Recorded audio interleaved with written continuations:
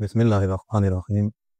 बाद मोमिनीन पूछ रहे हैं कि क्या घर में ख़वातीन के जो ज़ेवरात होते हैं, सोने के ज़ेवरात, उन पर ज़कात वाजिब होगी? इसी तरह पैसा जो बैंक में पड़ा हुआ है, क्या उस पर ज़कात वाजिब होगी या ना? तो इसका जवाब ये है कि सोने और चांदी के जो दिरहम और दीनार होते थे, उन पर ज़कात वाजिब होती थी अपने एक ख़ास निसाब तक जब वो पहुँचते थे, एक ख़ास मकदार तक जब किसी के घर मौजूद होते थे, तो उन पर ज़कात होती थी। जो सोने चांदी के दिरहम दीनार उस वक्त की राइज करेंसी होते थे। ज़ेवरात पर ज़कात ना उस वक्त होती थी और ना ही अभी है, चाहे जितने ज़ेवरात भी घर में मौजूद हों। सोने के ज़ेवरात है, सोने की ईंटें किसी के घर पड़ी हों, तो हम दिरहम दीनार वाला हुक्म पकड़ कर इन पर लगा दें, यही कियास होता है। और अहले बैत अलैहिस्सलाम ने कियास से सख्ती से मना किया है, वरना हर बंदा जब कियास करने लग जाए तो दीन का बहुत बड़ा नुकसान हो जाएगा, अपनी राय जो है वो दाखिल हो जाएगी।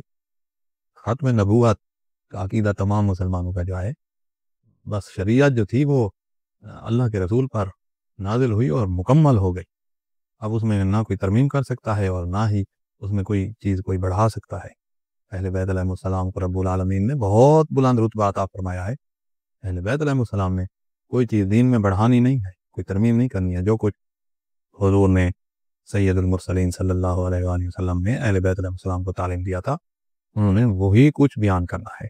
और जो कुछ अल्लाह की तरफ से उनको इल्म लदुन्नी मिला है, उसी में से बयान फरमाना है। तो कोई दीन में किसी को भी तरमीम करने का हक़ नहीं है और किसी को क़ियास करने का हक़ नहीं है। तो घर के जो ज़ेवरात हैं या सोना, दिरहम, दीनार, राइज करेंसी के अलावा किसी और शक्ल में सोना चांदी मौजूद है तो उस पर ज़कात नहीं होगी।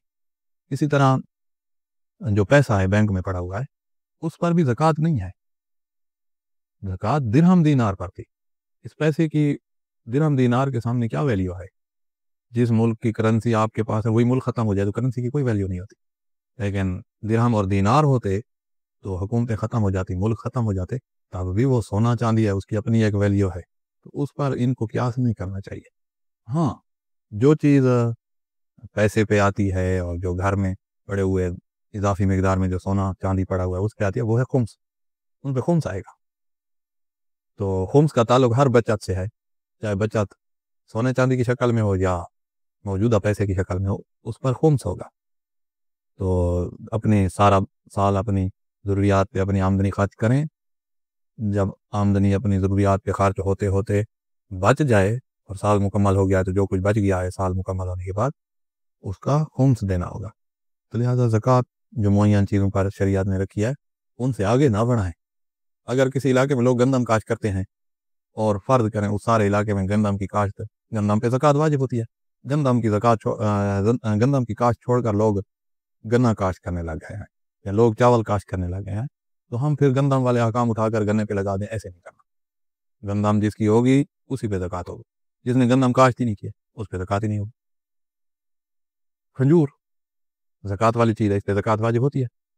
और अगर कोई खजूर की जगह केले काश्त करे और बागात हों, उसके केले के बागात हों, माल्टे के बागात हों, खजूर वाले नहीं है, तो उस केले माल्टे पे ज़कात नहीं रखती, ज़कात खजूर के साथ ही ताल्लुक़ रखती है। तो इस शरीयत ने मुअय्यन जो किए हैं अशिया जिन पर ज़कात रखी है, उतने तक ही ज़कात होगी। आगे दीन को अपनी तरफ से दीन में इज़ाफ़ा करने की ज़रूरत नहीं है। खुदावंद आलम मोमिनीन की तौफ़ीक़ात खैर में इज़ाफ़ा फरमाए।